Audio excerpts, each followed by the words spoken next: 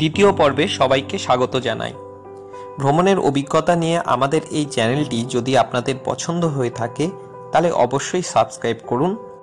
আর আমাদের এই চ্যানেল সম্পর্কে যদি কোনো মতামত থাকে তাহলে অবশ্যই আমাদের কমেন্ট বক্সে এসে আমাদের জানাবেন। আপনাদের মতামতের আমরা অপেক্ষায় থাকলাম। শুরু করছি দ্বিতীয় পর্ব, লাটাগুড়ি অর্থাৎ গরুমারা ফরেস্ট, ভ্রমণের দ্বিতীয় খণ্ড। শিটংয়ে কাটানো রাতেই আমরা ঠিক করে রেখেছিলাম পরের দিন কার্শিয়াং যাব, কিন্তু ভূতের গল্পের আবহ আমাদের কার্শিয়াং যাওয়া থেকে বিরত রাখল। ডাউহিলের পরিবর্তে ঠিক করা হলো সকালে লাটাগুড়ির উদ্দেশ্যে বেরিয়ে পড়ব। সকাল হতেই আরও একবার আমরা পাহাড়ের গাম্ভীর্যপূর্ণ মৌনতায় মিশে থাকা পাখিদের সুর খুঁজতে বেরিয়ে পড়লাম আমাদের হোমস্টের ঠিক ওপরের পাহাড়ি রাস্তায়।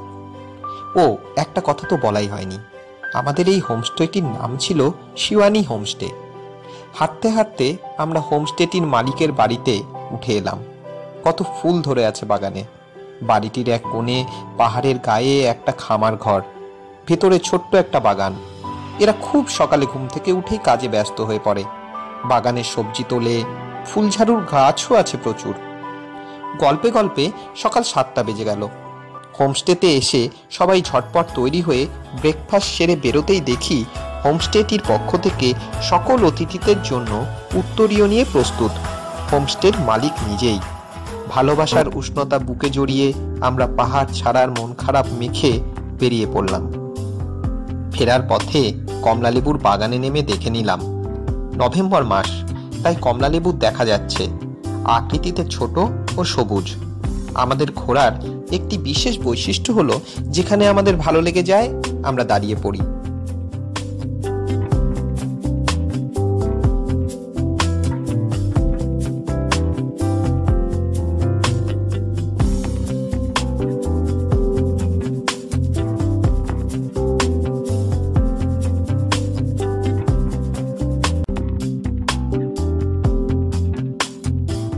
সুব্রত আমাদের নিয়ে গেল পাহাড়ের কোলে একটি বিস্তীর্ণ মাঠে।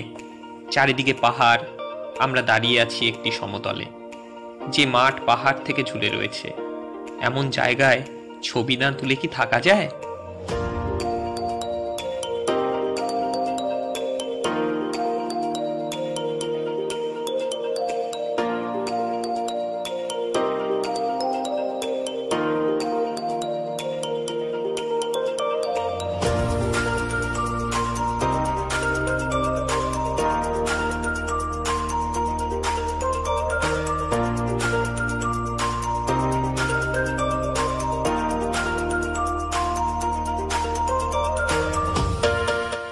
ধীরে ধীরে পাহাড় ছেড়ে নেমে এলাম আরো নিচে।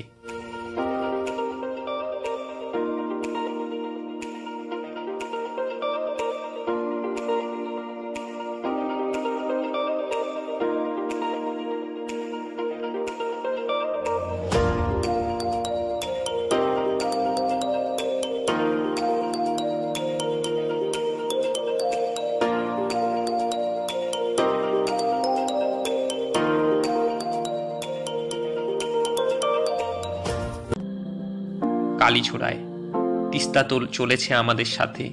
কি অপূর্ব রং!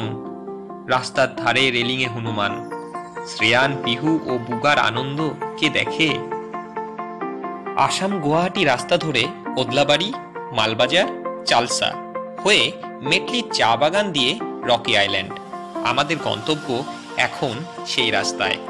রাস্তায় খানিকটা এগোতেই আমরা রাস্তার ধারে চা খাওয়ার বিরতি নিলাম। চা খেয়ে কিছুটা জিরিয়ে আবার যাত্রা শুরু। পাহাড় থেকে জঙ্গলে এগোনোর আগে সবার ভেতরে একটা রোমাঞ্চ কাজ করছিল। বাঙালির যাকে বলে একটা ফেলুদা ফেলুদা ভাব। রাস্তাতেই ঠিক হলো আমরা সোজা রকি আইল্যান্ডে যাব। তাই রাস্তা ধরে এগিয়ে চললাম। মেটলির রাস্তা ধরে পৌঁছে গেলাম রকি আইল্যান্ড।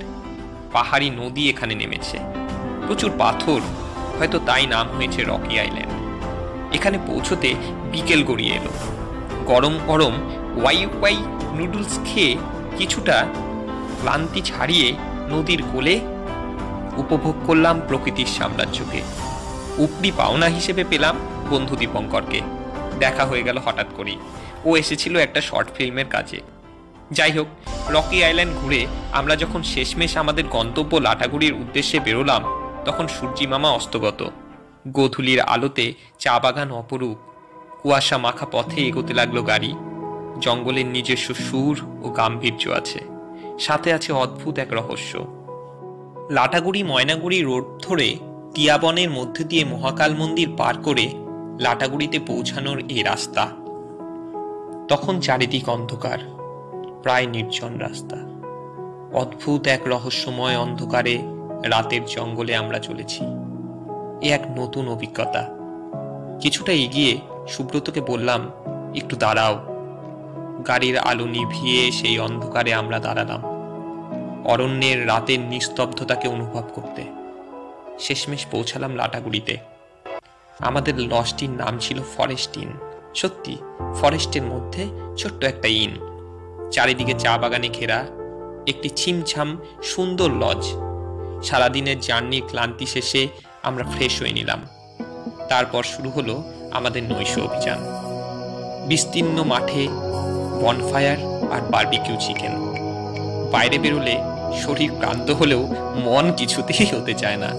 আমাদের পুচকেরাও সমান তালে রয়েছে আমাদের সাথে।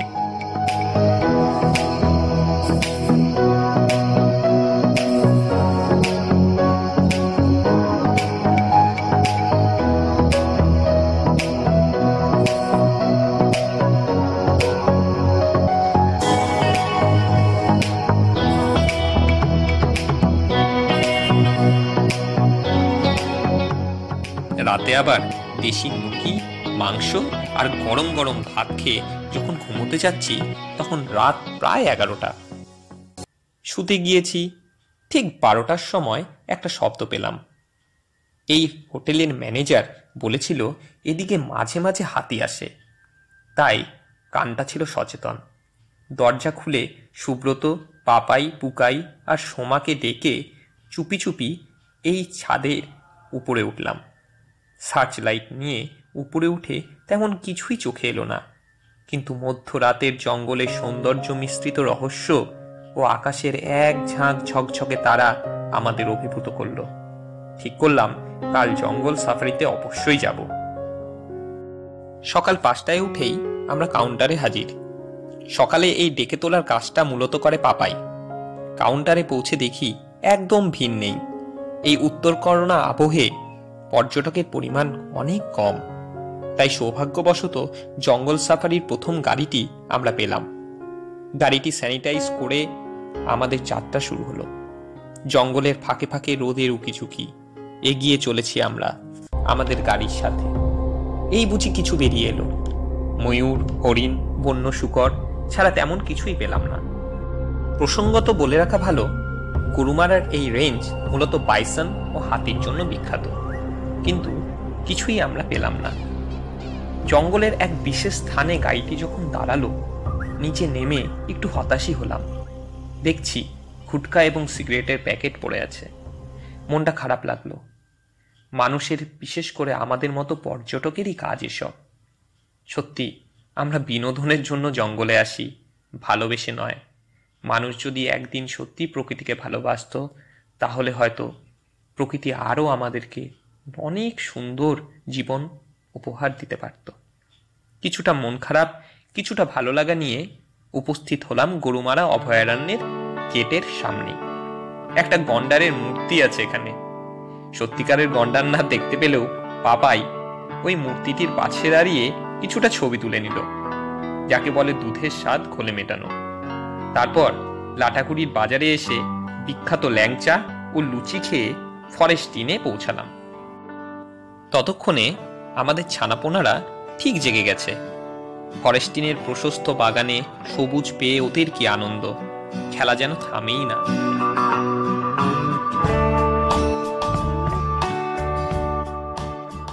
এদিকে আমাদের ফেরার পালা। আজ আবার যেতে হবে গোজলডোবা। শেষে ভামরি দেবীর মন্দির হয়ে আমরা ফিরব, তাই তাড়াতাড়ি রেডি হয়ে আমরা বেরিয়ে পড়লাম। সাথে নিলাম ড্রেসিনা নামের এক গাছ, বাড়ি সাজাবো বলে। তো গাড়ি স্টার্ট দিতেই শুরু হলো আমাদের গজলডোবা যাত্রা, আমাদের নেক্সট ডেস্টিনেশন। ভিডিওটি শেষ পর্যন্ত দেখার জন্য অনেক ধন্যবাদ আপনাদের। ভালো লাগলে পরে অবশ্যই সাবস্ক্রাইব করবেন আমাদের চ্যানেলটি। অনেক ধন্যবাদ।